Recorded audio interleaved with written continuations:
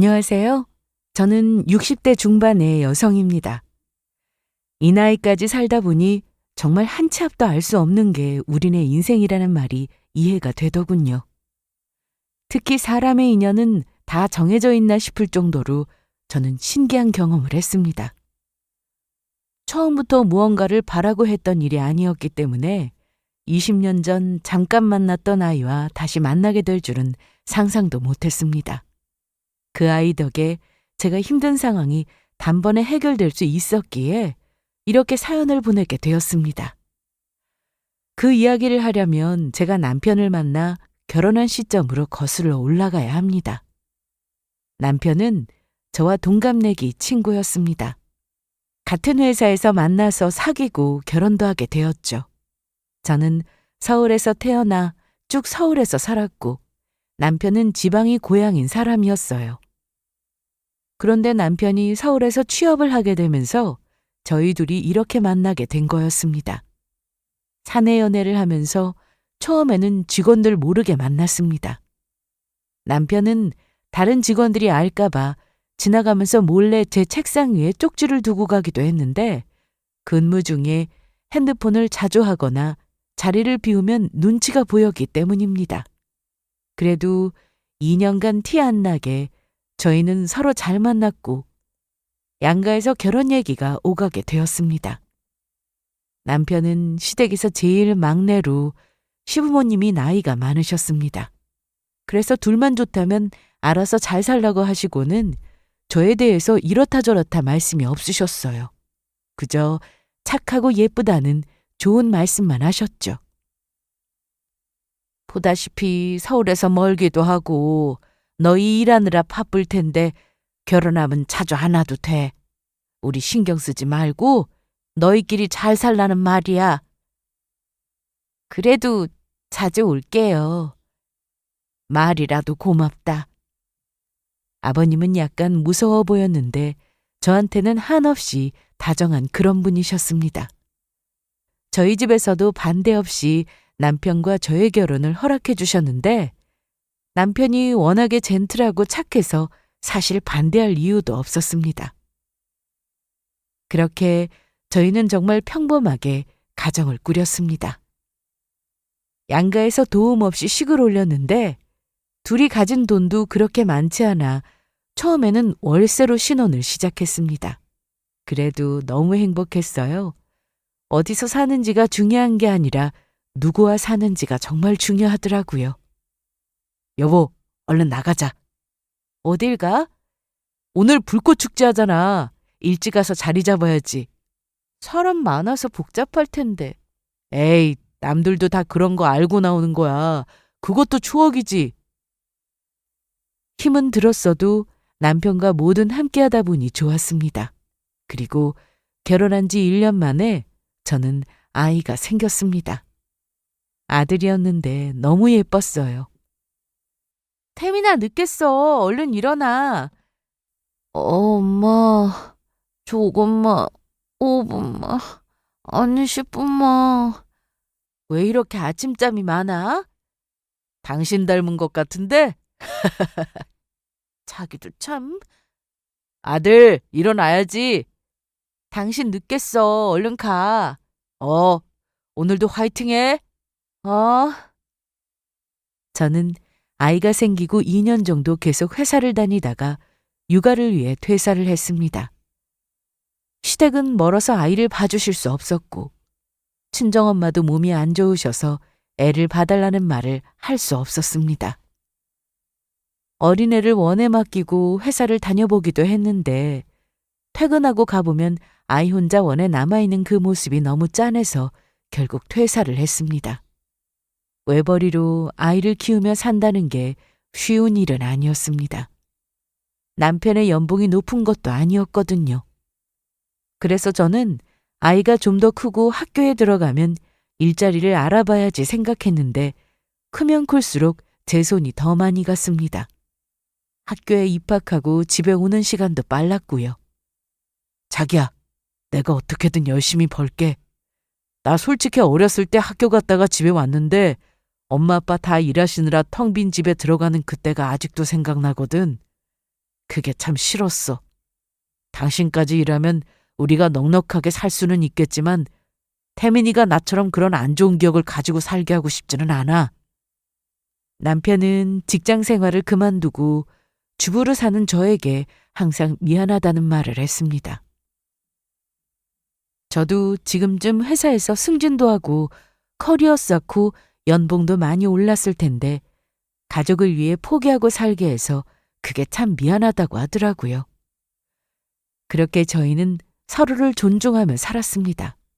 돈이 좀 없어도 하고 싶은 거 다 하고 살지 못해도 행복했어요. 다른 집처럼 1년에 한두 번 해외여행은 못 가더라도 시간이 되면 국내 여기저기 여행도 많이 다녔습니다. 남편이 캠핑을 좋아해서 토요일 아침 일찍 준비해서 1박 2일 동안 캠핑을 다니기도 했고요. 확실히 아이들은 자연과 함께 뛰어노는 게 정말 좋구나 느낀 시간이었습니다. 엄마! 이리 와봐! 왜? 뭔데? 저기 봐, 개구리야. 어머, 정말이네? 너무 신기하다. 우리 동네에서는 개구리 보기 힘들잖아. 엄마, 나 개구리 집에 데려가면 안 돼? 그건 안 돼. 여기서 살아야지. 집에 데리고 가면 오래 못 살걸? 그래도 너무 귀여워서 키우고 싶어. 태민아, 개구리도 우리처럼 가족이 있을 텐데 네가 데려오면 가족하고 헤어져야 하잖아. 아, 맞다. 그렇네. 대신 우리 또 오자. 자주 와서 개구리 잘 있나 보면 되잖아. 약속했다? 그래, 약속. 그런데 아들과의 약속은 지키지 못했습니다. 캠핑을 마치고 집에 돌아가던 중 갑자기 차가 뒤집혔고 눈을 떠보니 병원이었어요. 정인아, 나 누군지 알겠어? 어? 엄마. 그래, 엄마야. 어머나 세상에, 눈 못 뜨는 줄 알았네. 감사합니다. 감사합니다. 눈을 떠서 제일 먼저 제 눈에 보인 사람은 엄마와 아빠였습니다. 특히 엄마는 제 앞에서 통곡을 하듯 우셨죠. 대체 무슨 일인가 싶었는데 교통사고가 크게 나서 저희가 타고 있던 차는 폐차할 수준이었다고 했습니다. 저는 사고가 나고 나서 병원에 온 뒤 보름 넘게 의식을 찾지 못하다가 깨어난 거라고 했습니다. 그런데 가족 누구도 남편과 아들 얘기는 하지 않았습니다. 저도 정신이 없어서 며칠간은 멍하니 있었는데 정신이 들고 보니 아들도 안 보이고 남편도 안 보여서 뭐지 싶었어요. 아빠, 엄마는? 엄마 잠깐 집에 갔어. 옷 갈아입고 씻고 온다고. 그런데 서준 씨는? 우리 태민인? 아빠는 제가 남편과 아들 얘기를 꺼내면 아무 말씀도 하지 않으셨어요. 차가 폐차될 수준이었다면 남편과 아이도 크게 다쳤을 텐데 그 누구 하나 병원에 있다는 얘기를 하지 않았고 그래서 저 혼자 크게 다친 건가 생각했어요. 그때는 사고 때문에 몸 여기저기 아픈 상태여서 생각을 제대로 하기도 힘든 상태였습니다. 그런데 그게 아니라 교통사고에서 살아남은 사람이 저뿐이었습니다. 그래서 의식을 되찾게 된 지 얼마 안 된 제가 다시 충격을 받고 쓰러질까봐 엄마 아빠는 그 소식을 저에게 전해주지 않으신 겁니다. 얼마 뒤 저는 남편과 아들이 세상을 떠난 사실을 알고는 기절했습니다. 바로 정신을 차리긴 했지만 힘들었어요. 그냥 힘든 게 아니라 삶의 의욕이 전혀 없었습니다. 사고 당시 사진과 영상이 있어서 봤는데 그 현장은 정말 끔찍했습니다. 그 상황에서 제가 살아남은 건 기적이라고 할 정도로 처참했는데요. 제 인생도 똑같았습니다. 갑자기 남편과 자식을 잃었는데 제정신으로 어떻게 살겠어요. 부모님은 제가 걱정되어 한동안 집에 와 계셨고 엄마가 고생을 정말 많이 하셨습니다. 정인아, 좀 먹어봐, 응? 생각 없어. 너 언제까지 이럴래? 엄마 아빠 생각은 안 해? 저는 아침에 눈 뜨는 게 너무 힘들었습니다. 그냥 평범하게 밥 먹고 지내는 그런 일상조차 죄스러운 마음이 들었으니까요. 나는 이렇게 편하게 살아도 되는 건가 싶어서 밥도 못 먹고 밖에 나가서 사람들도 만나지 못했습니다. 그러다 정신을 차렸어요. 현실이 참 무섭더라고요. 시댁도 그렇고 친정도 형편이 그리 좋은 편은 아니었습니다. 남편과 아들, 저 이렇게 셋이 살던 집은 전세였는데 전세 보증금 외에 제가 가진 돈은 그리 많지 않았어요. 그래서 저는 일을 구해야 했습니다. 하지만 아이 낳고 일을 쉰 지 오래되기도 했고 제가 전문직으로 일을 하던 것도 아니어서 취업하기는 정말 힘들었습니다. 특히 살던 집에서 계속 지내다 보니 남편과 아들 생각에 너무 괴로워서 아무것도 할 수가 없더라고요. 그렇게 멀리 가려고? 뭐가 멀어. 그래도 차 타면 2시간밖에 안 걸려. 아휴, 꼭 그렇게까지 해야 해? 응? 저는 살기 위해 다른 지역으로 이사를 가기로 했습니다. 엄마는 계속 저를 말렸지만 아빠는 제 선택을 존중해 주셨습니다. 아마도 아빠 눈에 제가 이렇게 하지 않으면 못 살 것처럼 보였나 봐요. 정인아, 너 하고 싶은 대로 해. 언제든 힘들면 다 정리하고 엄마 아빠한테 오고. 그럴게. 그렇게 저는 잘 모르는 낯선 동네로 이사를 갔습니다. 혼자 살 집이라 평수를 좁혔더니 그래도 가진 돈 안에서 집을 구하긴 어렵지 않았습니다. 물론 전세긴 했지만 힘든 과거는 다 잊고 새롭게 살자는 생각으로 이사를 갔어요. 이사를 가서도 동네 사람들과 어울리는 일은 없었습니다. 저는 이사를 간 날부터 동네 알바 자리를 찾아다녔고 그렇게 바로 빵집에서 일을 시작했습니다. 오전 10시부터 일을 시작해서 오후 5시까지 일을 했는데 하는 일은 단순했어요. 빵이 나오면 포장하고 진열하는 일이었죠. 손님을 응대도 하고 매장도 치우고 아주 단순한 일이었습니다. 돈은 얼마 되지 않았지만 저는 이것저것 가릴 처지가 아니어서 이 일도 바로 할 수 있게 되어 너무 감사했어요. 물론 취업 준비도 하면서 지냈습니다. 그러던 어느 날 한 남자아이가 제 눈에 들어왔습니다. 이른 새벽 골목길에서 공병을 주우러 다니는 아이였습니다. 처음에는 신경 쓰지 않고 지냈어요. 그런데 매일 비슷한 시간에 그 아이가 골목길에서 보였고 딱 봐도 부모님 손길이 잘 느껴지지 않는 모습이라 형편이 많이 어려운 아이인가 싶은 생각이 들었습니다. 그렇게 한 달 넘게 그 아이와 마주치게 되면서 제가 먼저 말을 걸었습니다. 얘, 너 그 병 주워서 뭐 하려고 그래?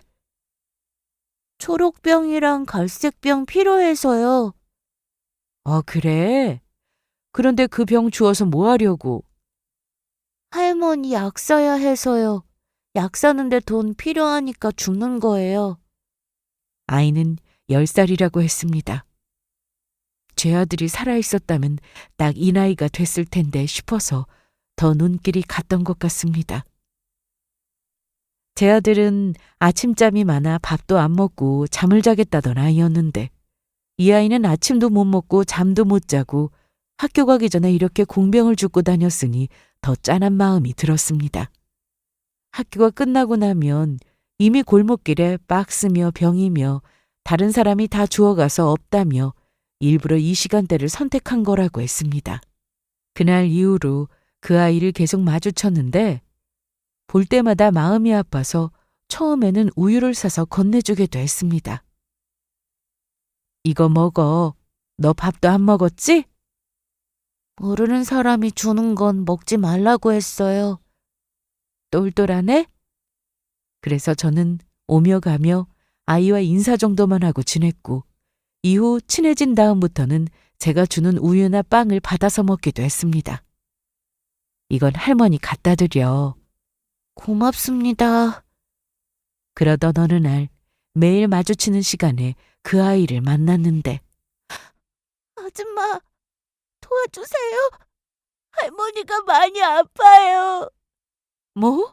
집이 어디야? 같이 가보자. 그렇게 집이 어디냐고 알려달라고 해도 알려주지 않던 아이였는데 그래도 저와 좀 친해졌다고 생각했는지 급하다며 제 손을 잡고는 집 쪽으로 향했습니다. 가보니 아이의 할머니는 누워 계셨고 열이 많이 나는 상태였습니다. 병원에 모시고 갈 수도 없어 119를 불렀는데 할머님은 지병이 있으셔서 거동이 불편하셨는데 여기에 감기까지 오셔서 큰일이 날 뻔했다고 했습니다. 그래도 다행히 빨리 병원에 와서 약 처방 후 집으로 돌아갈 수 있었는데 이 일을 계기로 저는 아이에게 밥하고 반찬을 따로 통에 담아서 갖다 줬습니다. 그리고 다음 날 또 반찬을 내서 주러 가면 빈통은 깨끗하게 설거지가 되어 있었는데 경수야, 이거 네가 설거지했어? 네, 그냥 둬도 돼. 아줌마가 설거지하면 되거든. 할머니가 설거지해서 드려야 한다고 했어요. 그랬구나. 고마워.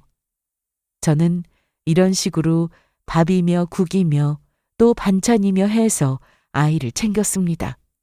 아마도 아들 생각에 더 마음이 갔던 것 같아요. 처음에는 고통에서 벗어나고 싶어서 살던 동네를 떠나고 빵집에서 일하는 직원들을 제외하고는 대화하며 지내는 사람조차 없이 지냈는데 그게 답이 아니었습니다. 시간이 지날수록 동네 사람들과 친분도 생기고 아이와 친하게 지내면서 저도 어느새 웃는 날도 있더라고요. 아이는 제가 혼자 사는 집에 놀러 오기도 했습니다. 제가 일을 마치고 집에 오면 혼자 저녁을 먹어야 했는데 아이와 같이 저녁을 먹기도 했고 아침을 저희 집에 와서 같이 먹기도 했어요. 솔직히 이 아이를 보면서 아들 생각을 정말 많이 했습니다. 그리고 편찮으신 할머니와 둘이 살면서 일찍 철이 들어버린 것 같아 더 마음이 아프기도 했고요. 경수야, 이제 그 잠바는 그만 입어. 안 더워? 더운데 그래도 옷이 이것뿐이라. 아줌마가 너 주려고 반팔티 샀어. 비싼 거 아니고 아주 싼 거야. 세일해서 샀어. 그러니까 막 입고 다녀도 돼. 아이는 별거 아닌 선물인데 눈에 눈물이 그렁그렁했습니다. 제 아들이었다면 선물 받고 방방 뛰고 좋아했을 텐데 확실히 이 아이는 다른 또래 아이들과는 달랐습니다. 너무 아이 같지 않은 모습이 마음이 아팠어요. 그래도 어른한테 인사도 잘하고 뭔가를 주면 감사하다는 인사도 꼬박꼬박 잘하는 예의 바른 어린이였습니다. 새벽에는 공병을 줍고 학교를 마치고 난 뒤에는 학원도 안 다니고 집에만 있는 것 같아서 저는 문제집을 사주기도 했습니다. 집에 데리고 와서 문제집 푸는 걸 봤는데 아이는 굉장히 똑똑했습니다. 경수야, 너 공부 잘하는구나? 아니에요. 이거 문제가 쉬운데요. 이거 아줌마도 좀 헷갈린다. 요즘 수학 문제가 옛날하고 다르게 나오네? 경수 너는 이걸 다 이해하고 푸는 거야?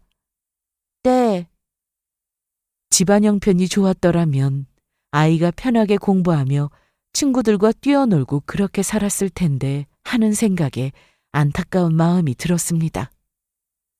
저는 그렇게 매일같이 아이를 챙겼고 알바를 하면서도 취업 가능한 회사를 알아보며 지냈습니다.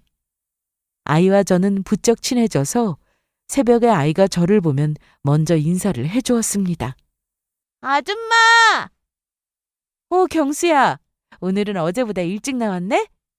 네, 얼른 와, 같이 아침 먹자.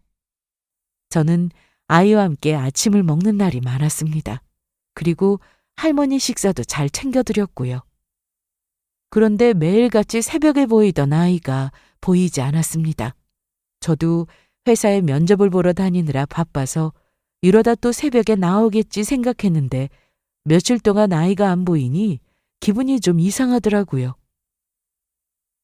그래서 집으로 직접 찾아갔는데 이사를 갔다고 했습니다. 아니 몰랐어요. 며칠 전에 이사 갔는데. 정말요?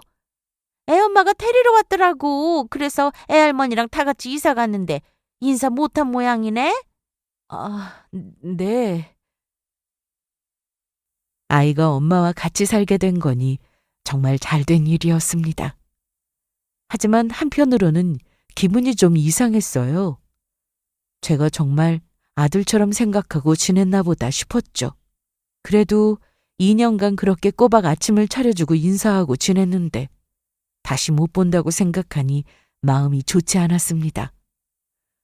그런데 얼마 뒤 저에게도 좋은 소식이 있었습니다. 회사에서 면접 합격을 했다는 연락을 받았거든요. 그래서 저도 일하고 지내느라 아이 생각도 점점 잊혀져 갔습니다.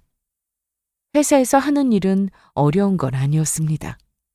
사무일이라 서류 정리하고 월말에만 좀 바쁜 정도라 할 만했어요. 연봉은 그리 높지는 않았지만 안정적인 직장이 생겼다는 것만으로도 감사한 일이었습니다.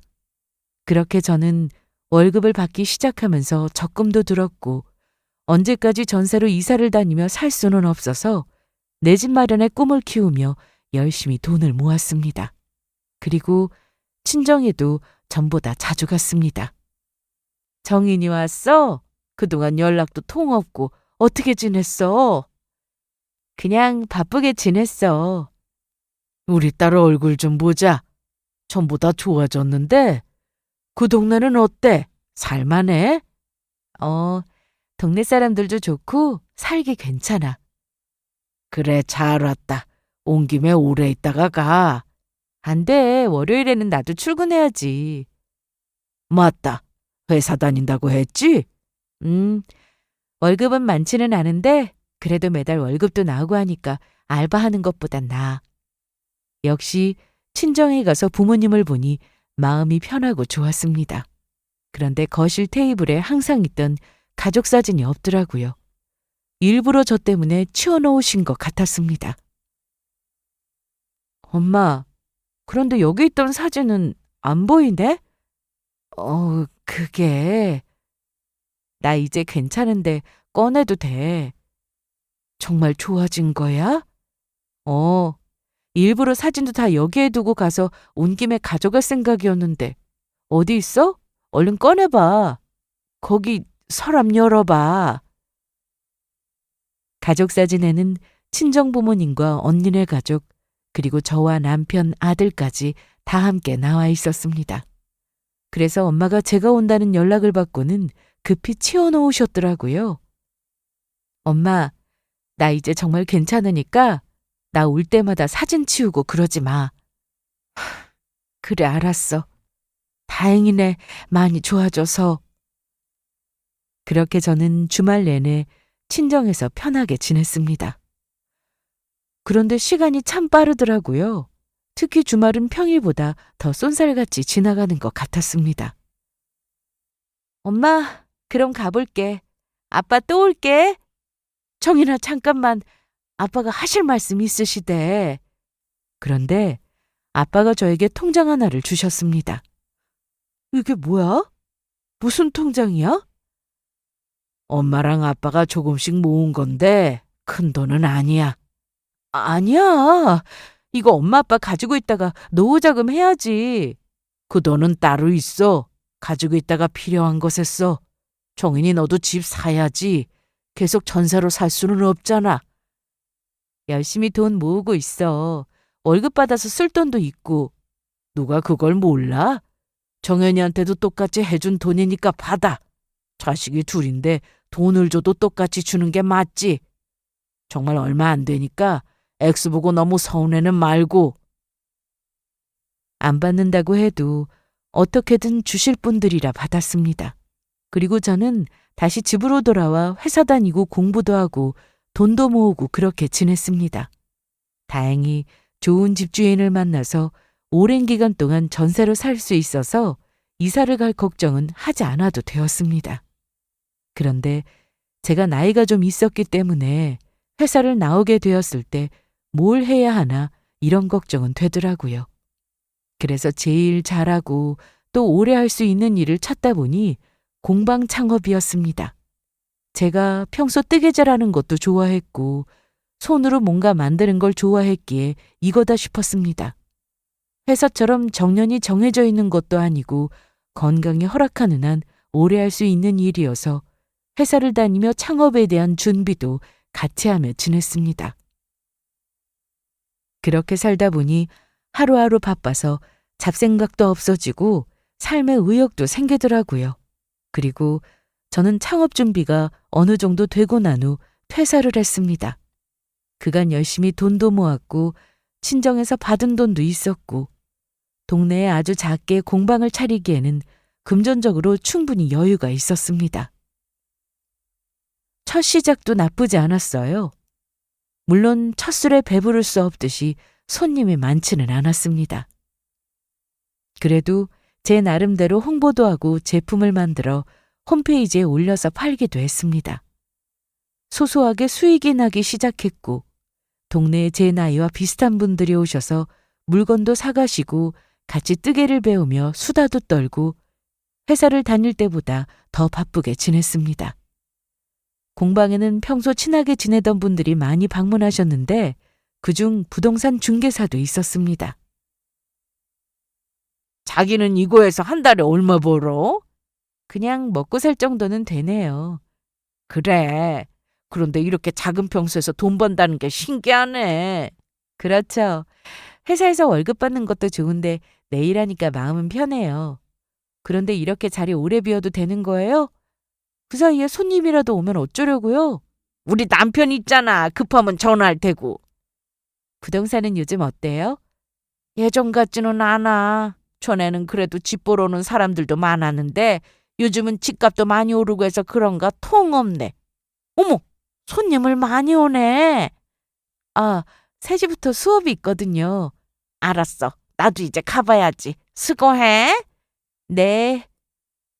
동네 부동산 중개사는 종종 제 공방으로 놀러와서 이런저런 얘기를 하다 가셨는데 어느 지역에 재건축이 진행될 거라고 하거나 돈 있으면 땅이라도 사두라고 하는 얘기를 참 많이 했습니다. 그런데 집 사고 땅 사고 할 정도로 제가 그동안 그렇게 큰 돈을 모으지는 못했습니다. 요즘 집값이 정말 많이 올랐더라고요. 그래도 집을 하나 마련하고는 싶은 생각이 있었는데 그저 기회만 보고 있던 중이었습니다. 그러던 어느 날 부동산 중개사가 퇴근길에 들렀다면서 괜찮은 조건으로 집이 나와서 알려주러 왔다고 하더라고요. 정말요? 가격이 너무 괜찮은데요? 그렇지. 나도 돈 있으면 한 채 더 사는 건데. 이거 진짜 자기한테 제일 먼저 알려주는 거야. 내일 사이트에 올라갈 거야. 그런데 당장 살 돈이 언제까지 전세로 살래? 암튼 시간 되면 한번 와. 내가 자세하게 설명해 줄게. 네, 그럴게요. 혼자 지내면서 전세로 사는 게 불편한 건 없었습니다. 월세처럼 다달이 돈이 나가는 것도 아니었고 전세지만 집주인이 집을 내놓거나 보증금을 과다하게 올려달라고 하는 일도 없다 보니 편하게 지내고 있었어요. 그런데 사실 저도 언젠가는 내 집을 갖고 싶었기에 이날 부동산 중개사의 말에 일단 집이 어떤지나 보고 오자는 생각이 들었습니다. 그래서 다음날 공방으로 출근하기 전 부동산에 들렀습니다. 왔어! 내가 자기 올 줄 알았어. 그런데 방금 전에 신혼부부가 와서 집 보고 갔어. 그래요? 그래도 아직 계약한 건 아니야. 집 보러 갈래? 네, 궁금해서 와봤어요. 그럼 말 나온 김에 바로 가보자. 집 비어있어요? 거기 젊은 사람이 혼자 사는데 빨리 집 팔고 싶다고 해서 나한테 맡겼어. 비번 다 아니까 가서 어떤지 보고 오자고. 그래서 저는 부동산 중개사를 따라 나섰고 집에 도착했습니다. 그런데 집이 너무 괜찮더라고요. 시세보다 좀 싸게 나온 편이라 확 끌리기도 했습니다. 어때? 괜찮지? 네, 해도 잘 들어오고 구조도 좋고 깨끗한데요? 거봐, 내가 좋다고 했잖아. 솔직히 나 여기 너무 욕심나. 그런데 돈이 문제지, 돈. 그럼 아까 이 집 보고 갔다는 신혼부부는 다시 연락 준다고 했어요? 다른 곳도 보고 온다고 하더라고. 자기도 잘 생각해봐. 이 돈으로 이런 집 사면 진짜 돈 버는 거야. 앞으로 집값 계속 오를 텐데. 안 그래? 사실 저는 집값이 오르고 내리고 이런 건 잘 모릅니다. 그래도 나름 검색해서 찾아보니 시세보다 쌌고 제 공방에서 거리도 그렇게 멀지 않아 좋았습니다. 그래도 단번에 계약하기보다 생각할 시간이 필요해서 일단 돌아왔습니다. 그날 이후 궁금한 점이 있어서 부동산에 여러 번 들렀는데 그 집을 보러 오는 사람들이 정말 많다고 했습니다. 말도 마. 오늘 아침에도 두 팀이나 다녀갔어. 한 팀은 바로 계약하고 싶다고 하고 갔어. 그럼 바로 나가겠네요. 그래도 뭐 도장 들고 와야 계약하는 거지. 그런데 자기는 생각 좀 해봤어? 네, 저 계약하고 싶어요. 정말? 잘 됐다. 생각 잘했어. 20평대이고 집값도 너무 괜찮았고 주변 인프라도 좋았기에 저는 계약하기로 했습니다. 부동산은 부부가 운영하는 곳이었는데 동네에서 정말 오래 계신 분들이었습니다. 그래서 제가 전세를 구할 때도 이 부동산에서 계약을 했었어요. 좋은 집주인도 만나게 해주었고 나름 동네에서 친하게 지내고 있어서 믿고 계약을 진행했습니다. 그런데 잔금을 치르기 전 제가 사기를 당했다는 사실을 알게 되었습니다. 저 말고 그 집을 계약한 사람이 더 있었고 부동산에 가보니 이미 도망치고 없더라고요. 살면서 이런 사기를 당해본 적이 없었는데 너무 황당하고 기가 막혔습니다.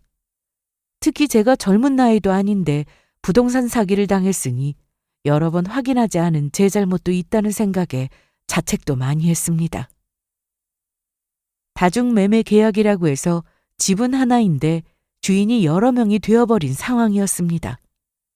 매도인과 중개업자 모두 연락 두절이었고 저는 급한 대로 경찰에 신고부터 했습니다.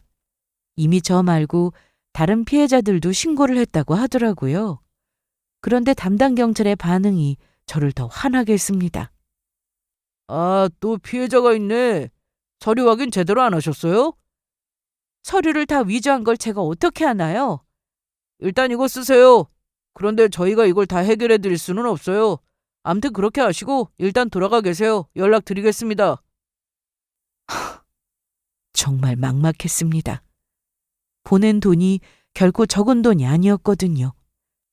피해 금액이 적지 않다 보니 변호사 선임 비용도 생각보다 컸고 거기다 소송을 한다 해도 돈을 다 돌려받지 못하는 경우가 많다고 해서 속이 타들어가는 기분이 들었습니다. 제대로 알아보지 못한 저에게 더 화가 나는 상황이었어요. 그런데 한 동네에서 몇십 년을 얼굴 보고 살았던 사람들이고 동네 사람들도 그 부동산에서 계약하는 경우가 많았기에 의심 없이 계약을 하게 되었던 겁니다. 그럼에도 두 번, 세 번 또 확인을 했어야 했는데 역시나 아무리 생각해도 결국은 저를 탓하게 되었습니다. 저는 저와 같은 피해를 입은 분들이 어떻게 대응을 하고 있는지 알고 싶어서 경찰서에 가서 물어볼 생각이었습니다. 진행 상황이 궁금하기도 했고요. 제가 직접 다른 피해자분들 연락처를 알려드릴 수는 없어요. 개인정보라. 그럼 방법이 없을까요? 혹시 연락처를 알려드려도 되는지 제가 따로 물어보고 연락드릴게요. 네, 그리고 어떻게 진행되고 있나요? 이게 신고했다고 해서 바로 범인 잡으러 다니고 그렇게는 못해요. 아시겠지만 저희도 해결할 일이 많고요. 담당자 배정되면 절차에 따라서 진행될 예정입니다. 그리고 이 사건은 민사 쪽으로 소송을 해야 하니까 변호사부터 찾아보시고요. 그런데 그건 아시죠?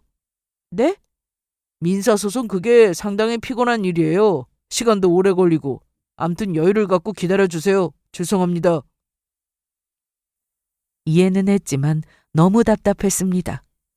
그래서 저도 가만히 있을 수는 없어서 몇 군데 변호사 사무실을 찾았습니다. 그렇게 한참을 얘기하며 상담을 받고 나오는데 미치겠더라고요. 조금만 신경 썼더라면 사기 같은 건 안 당해도 됐을 텐데 싶어서 말이죠. 그러면서 그렇게 오래 알고 지냈는데 아는 사람한테 사기를 치고 도망간 중개업자에게 너무 화가 났습니다. 그래도 제 일은 해야 했으니 공방으로 출근했습니다. 하지만 일이 손에 잡힐 리가 없었죠. 수업이 있어서 그래도 진행은 했는데 전처럼 일에 집중하기가 매우 어려웠습니다. 그런데 며칠 뒤 공방으로 누군가 찾아왔습니다. 저 실례합니다. 어서 오세요. 뭐 찾으시는 거 있으세요? 어떤 젊은 남성이 공방으로 찾아왔는데 제 공방 손님의 90%는 여성이었기에 무슨 일로 찾아온 건가 싶었습니다. 저 물건을 사러 온 건 아니고요. 저 혹시 최정희 씨 맞으시죠? 네, 그런데요? 아줌마, 저 모르시겠어요? 잘 보세요. 기억나시죠? 누구신데요?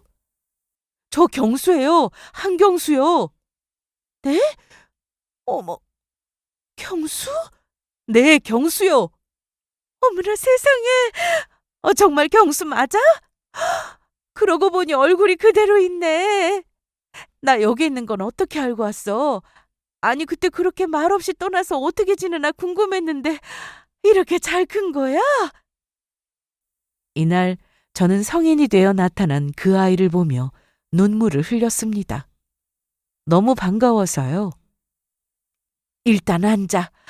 그런데 여기서 일하는 거 어떻게 알고 찾아왔어? 그때 살던 집에서 이사도 가서 나 찾는 거 쉽지 않았을 텐데. 은혜가 보러 왔어요. 은혜? 며칠 전에 변호사 사무실에서 상담받고 가셨죠? 그걸 어떻게 알았어? 거기 제 선배가 운영하는 사무실이에요. 선배한테 인사차 들렸다가 아줌마가 회의실에서 상담받으시는 모습 봤어요. 딱 봤는데 바로 알겠더라고요. 그래서 아줌마 가시고 난 뒤에 제가 누구냐고 물었더니 부동산 사기 때문에 상담받으러 왔다고 하는 거예요. 혹시나 싶어서 선배한테 이름이 어떻게 되냐고 물었는데 아줌마가 맞잖아요. 그런데 상담자 중에 동명이인이 있어서 헷갈린다고 이름 옆에 여기 공방 이름을 따로 적어 놓으셨더라고요. 그거 보고 찾아왔어요. 세상에, 그렇게 된 거구나. 아니, 그런데 선배라고 하는 거 보니. 맞아요. 저 변호사 됐어요. 정말? 그래, 내가 옛날에 알아봤지. 똘똘했잖아. 문제집 푸는 거 보고 머리도 좋다고 생각했는데. 그때 인사 못 드리고 가서 죄송해요. 저도 갑자기 엄마가 찾아오실 줄 몰랐어요. 이날 저는 그 아이의 가정사에 대해서 듣게 되었습니다. 저희 부모님이 이혼을 하셨는데 아빠가 절 키운다고 하셨던 거예요. 그런데 아빠가 재혼하시면서 저는 할머니랑 살게 됐고요. 엄마는 제가 아빠랑 잘 지내는 줄 아셨대요. 전화해도 저 안 바꿔주고 잘 지내고 있는데 괜히 전화해서 애 혼란스럽게 하지 말라고 하니까 엄마도 보고 싶은 거 참고 지내셨대요. 전 몰랐죠. 엄마가 저 버린 줄 알았어요. 그런데 아빠가 언젠가부터 어떤 여자를 데리고 오더니 결혼한다고 하고는 집에 안 들어왔어요. 그래서 저는 할머니랑 둘이 살게 됐고 할머니가 건강하실 때는 괜찮았는데 알아 누우시게 되면서 제가 그렇게 살게 된 거죠. 그러다가 어느 날 엄마가 찾아왔는데 제가 그렇게 사는 거 보고 당장 가자고 해서 따라 나섰어요. 그랬구나. 그럼 할머닌? 엄마가 그래도 저 키워주신 할머니한테 감사하다고 하면서 같이 서울로 가게 됐는데 할머니는 원래 지병이 있으셨잖아요. 그래서 병원에 입원하시게 되면서 아빠도 찾아오고 그리고 얼마 안 돼서 돌아가셨어요. 저런. 할머님이 그때 나한테도 참 잘해주셨는데. 맞아요. 갑자기 엄마 따라 서울로 가고 나서 할머니가 아줌마 얘기 자주 하셨어요. 아줌마가 해주신 반찬 생각난다고. 그렇게 한참 옛날 얘기를 하며 서로 울고 웃고 그러는 사이 시간이 좀 흘렀는데. 참, 그 얘기 저한테 자세히 좀 해주세요. 무슨, 집 얘기? 네, 대체 어떻게 된 거예요? 그래서 저는 그동안 있었던 일을 모두 얘기했습니다. 방법이 있을까? 한번 해봐야죠. 사기인데 사기죄 입증만 가능하면 고소하고 민사 대응으로 손해배상 청구해서 계약 파기도 하고 그렇게 진행해 볼 수 있어요. 물론 이게 쉬운 건 아닌데 일단 그 중개업자랑 주고받은 문자나 통화 내역 있으면 저한테 다 주세요. 계약서랑 관련 자료도 전부 다요. 알았어. 그때 공병 주우러 다니던 10살짜리 꼬마가 변호사가 되어 나타날 줄 누가 알았겠어요? 똘똘해서 뭐가 돼도 됐을 거라 생각은 했는데 이렇게 잘 자란 모습으로 다시 만나게 될 줄 몰랐습니다. 거기다 갑자기 나타나 제 일을 도와준다고 하니 너무 고마웠고요. 제가 한 거라고는 아침 챙겨준 거 말고는 없는데 그게 고마웠다며 은혜를 갚고 싶다고 하니 괜히 민망하기도 했습니다. 하지만 저는 일단 상황이 너무 급해서 도움을 받기로 했습니다. 저는 부동산 매매 계약서와 계약금을 입금했다는 증명서, 영수증 등 금전거래 증빙 자료를 가지고 있어서 모두 제출했고 전화, 문자, 카톡 등 주고받은 연락은 물론 그 외에 이번님과 관련된 모든 서류나 자잘한 메모까지 잘 챙겨두었습니다. 왔어? 네, 일단 답답하실 것 같아서 진행사항 알려드리려고요. 너무 고맙게도 바쁠 텐데 수시로 공방으로 찾아와 일이 어떻게 되고 있는지 자세하게 알려주었습니다. 그리고 제가 자책하는 모습에 그러지 말라고 하더라고요. 그런 생각하지 마세요. 아무 도움 안 되니까. 사기치는 사람이 나쁘지 당하는 사람이 무슨 죄예요. 요즘은 문서 위조가 너무 정교해서 작정하고 속이면 어쩔 수 없어요. 그러니까 그렇게 자책하지 마세요. 저렇게 말해주니 고마웠습니다. 그리고 무거웠던 마음이 조금은 가벼워지는 기분이 들기도 했고요. 저는 그 아이의 도움을 받아서 소송을 진행할 수 있게 되었습니다. 너무나도 적극적으로 제 일에 신경을 써주는 것 같아 고맙고 감사했습니다. 그리고 얼마 뒤 연락두절이었던 중개업자를 찾았다고 경찰서에서 연락을 받았습니다. 집주인이라고 했던 사람은 신분증까지 위조해서 거래를 한 거였는데 등기부 등본상 진짜 주인의 이름에 사진만 바꿔서 신분증을 위조한 거였습니다. 상황은 생각보다 복잡했어요. 전에 경찰서에서 들은 말 그대로 소송이라는 건 정말 간단한 게 아니었습니다. 복잡하고 시간도 오래 걸렸죠. 범인을 잡았다고 해서 돈이 바로 나오는 것도 아니었고요. 하지만 저 같은 경우 초기 대처가 다른 피해자들보다 빨랐고 증거도 확실하게 가지고 있어서 희망이 보였습니다. 소송 제기 시 필요한 서류도 다 갖추고 있었고 제가 법에 대해 모르는 부분이 많았지만 걱정할 필요가 없었어요. 서류 하나하나 다 알아서 준비를 해주었죠. 거기다 손해배상금은 계약금과 위약금, 이자 등 그 외 피해 비용 등은 물론 정신적 고통에 대한 부분까지 포함되었습니다. 이에 대한 근거도 명확했기에 다행히 산출된 내용이 법원으로부터 인정받을 수 있었습니다. 다른 변호사를 통해서 진행했더라도 비슷한 결과가 나올 수도 있었겠지만 이렇게 내 일처럼 적극적으로 해주는 변호사를 만나기는 쉽지 않은 일이었겠죠? 그걸 생각하면 정말 감사한 일이었습니다. 빠르게 가압류 절차도 진행했고 도주 우려가 있어서 구속수사 촉구까지 알아서 해주었기 때문에 저는 준비해달라는 서류만 빠르게 전달해 주었습니다. 그렇게 긴 시간 동안 소송이 진행되었는데 너무 다행히도 사기죄 입증이 되어 저는 피해금을 돌려받을 수 있게 되었습니다. 모르는 사람도 아니고 그동안 알고 지낸 세월이 얼만데 저한테 사기를 친 부동산 중개사를 보니 정말 할 말이 없었습니다. 이유는 하나였어요. 돈 때문이었죠. 너무 고생 많았어. 고생은요. 원래 소송이라는 게 이렇게 오래 걸려요.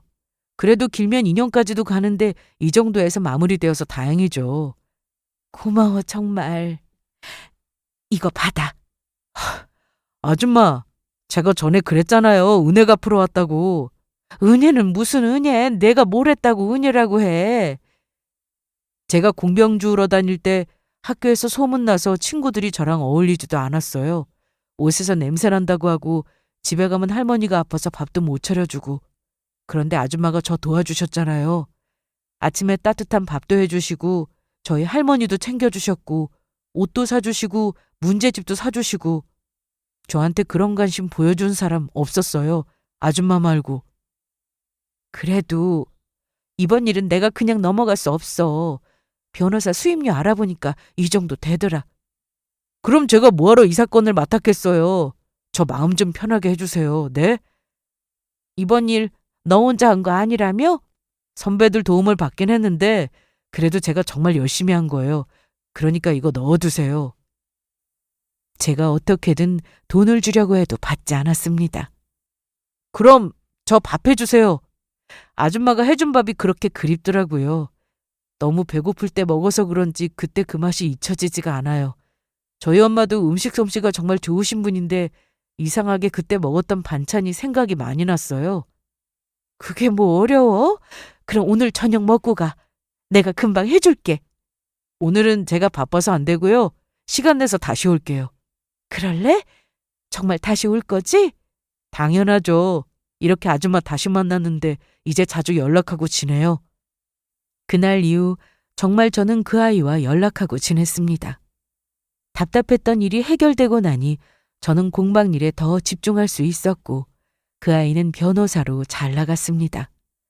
한 번은 그 아이의 엄마와 같이 만나 식사를 한 적도 있었어요. 꼭 한번 만나 뵙고 싶었습니다. 그때 제 아들 잘 챙겨주셔서 감사합니다. 아니에요. 한 것도 없는데. 그리고 솔직히 제 욕심도 있었어요. 네? 저한테도 아들이 하나 있었는데 사고로 남편과 아들을 먼저 떠나보냈어요. 어머나. 그래서 제 아들하고 비슷한 나이의 아이를 보니 마음이 더 갔던 것 같아요.